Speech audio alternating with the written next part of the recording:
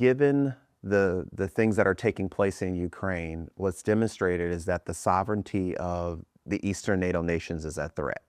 And so given that that is a reality that we live in, it's important for us to have a combat credible force that's forward to guarantee the sovereignty of those nations that are there potentially in harm's way. Poland is in a particular position where we are at the southern end of the Baltic defense line, which consists of the Baltic nations and Poland.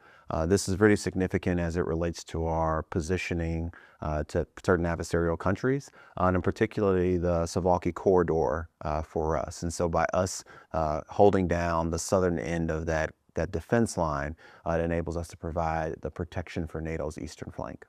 This region is of particular importance for the alliance because of the famous Suwałki corridor, right? So this is a corridor that connects Russia and Belarus to the Kaliningrad Obelisk. And so it's important for us to protect this particular corridor because this connects Poland with Lithuania, Estonia, and Latvia.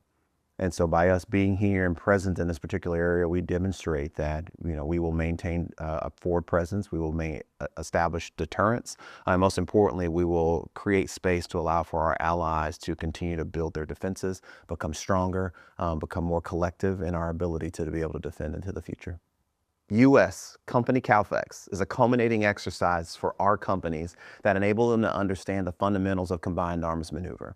It consists of units that are maneuvering on the ground, the echelonment of fires such as indirect fires from mortars, field artillery indirect fires, as well as close air support to enable them to understand how they bring all of those things together to achieve an effect on the battlefield.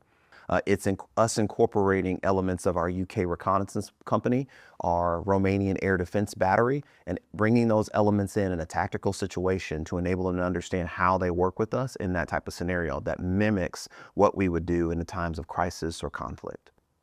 Our training enables us to heighten our lethality, to build interoperability, but most importantly, it helps us to understand where are places that we need to innovate. For example, we see in the contemporary operating environment, there's a large use of drones. And so we have to do things like modify the way that we clear bunkers or clear trenches using that technology to enable us to be successful, but most importantly, implement those lessons learned from the contemporary operating environment and spread that knowledge across our multinational partners so that collectively we can be better at conducting that operation.